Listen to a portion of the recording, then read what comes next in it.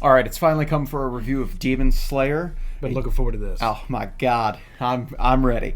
So this is a dark fantasy shonen adventure series that actually originally aired in April through September of 2019.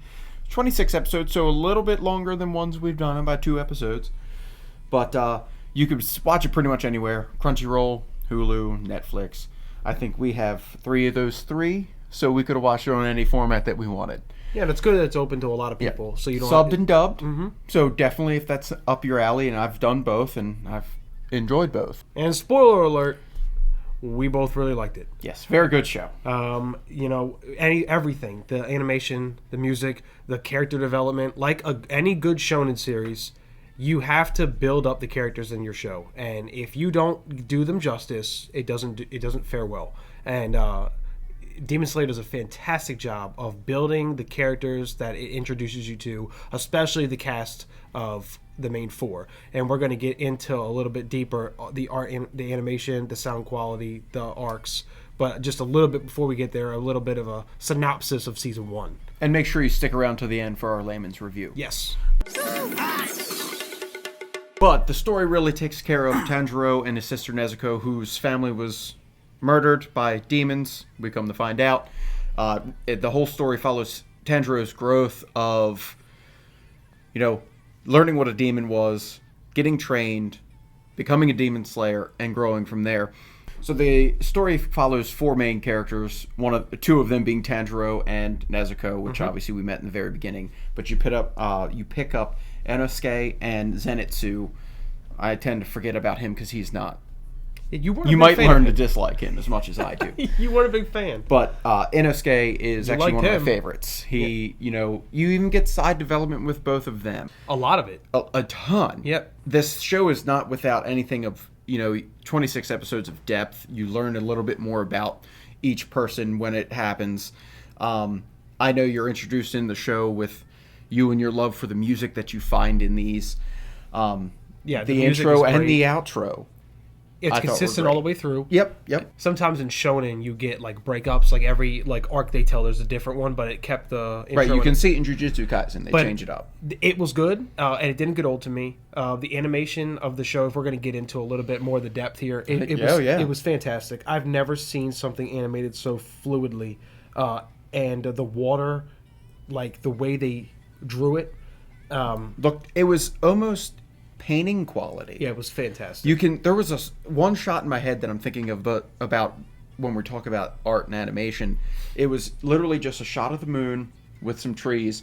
It looked so realistic. We both looked at each other and said, that could have been photorealistic. I kept looking at the trees, everything was moving in the wind. Every piece of it moved. Yeah, every leaf, branch. Yeah. You knew you were outside. It felt good, the way they just did it. And we're talking about something so minuscule. Yet we both looked and saw how good it looked. And it was a nighttime scene. They didn't and they put so much detail into it and they didn't have to. One small example about how just well this show's animated. Yeah, and you get to see that in every episode. And even looking back, they had some backwards clips where you got to see the first couple episodes. Their animation got better. Yep. And the way their art style went. And, they just really kept the eye comfort there to where it was always something beautiful to look at. They did their funny offset things with their facial expressions and the actions between the 3 characters. Breaks it up a little bit because it is a very serious show. And another thing they do well. And the amount of detail they put into the animation is replicated in the music and into the stories of all the characters in the show. They took their time with that. They did. And 26 episodes felt like it was a really good chunk. You had enough to get in deep with them. You met them, got in depth. There was a couple arcs there. They had their that one that stood out in particular was the one on the mountain.